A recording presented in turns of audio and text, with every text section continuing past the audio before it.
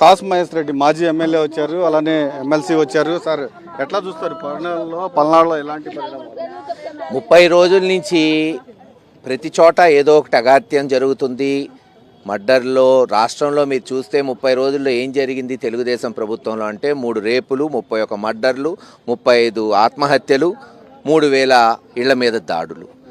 నిన్న పవిత్రమైన మొహరం రోజున మైనారిటీ సెల్ మరి యూత్ లీడర్ని వినుకొండ నడి రోడ్డులో, టౌన్లో నడి రోడ్డులో మర్డర్ చేశారంటే ఏం చేస్తుంది అసలు?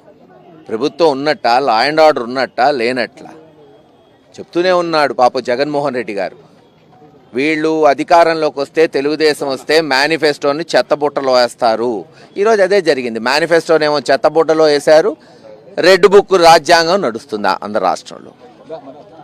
సరే తప్పదు పాపం, తప్పకుండా ఈ బాధితుల్ని పార్టీ కానీ జగన్మోహన్ రెడ్డి గారి తరఫున అందరం ఆదుకుంటాం, న్యాయం జరగాలని కోరుకుంటున్నాం. ఇప్పటికైనా సరే పోలీసులు మరి ఏదైతే చట్టపరంగా చర్యలు ఉంటాయో దోషుల్ని కఠినంగా శిక్షించాలి, లేకపోతే లా అండ్ ఆర్డర్ ఇంకా క్షీణిస్తుంటుంది. తిరగబడే రోజులు వస్తాయి. సరే అన్నీ మా చేతుల్లో ఉండవు, నాయకులు అనే వాళ్ళం సంయమనం పాటిస్తున్నాం. కానీ ఎంతవరకు? ఇప్పటికీ మీరు చూస్తే పల్నాడులో చాలా ఊర్లలో మరి బయటికెళ్ళి ఉంటున్నారు నాయకులు, కార్యకర్తలు, వందల మంది ఎస్సీ, ఎస్టీ, బీసీ మైనారిటీలు.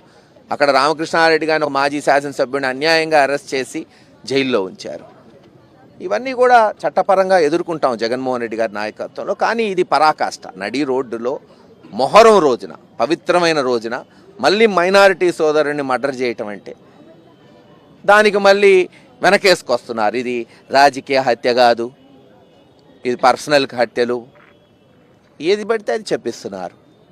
సరే అందరం కలిసి దాన్ని తప్పకుండా ఎదుర్కొంటాం. వాళ్ళ కుటుంబానికి ప్రగాఢ సానుభూతి తెలియజేస్తుంది పార్టీ. వెంటనే అధ్యక్షుడు గారు అందరినీ ముందు పోయి జిల్లా యంత్రాంగ నాయకులు అందరినీ కూడా ముందు కుటుంబాన్ని ఆదుకునేటట్టు చేయమన్నాడు. కాబట్టి ఈరోజు మేమందరం రావటం జరిగింది.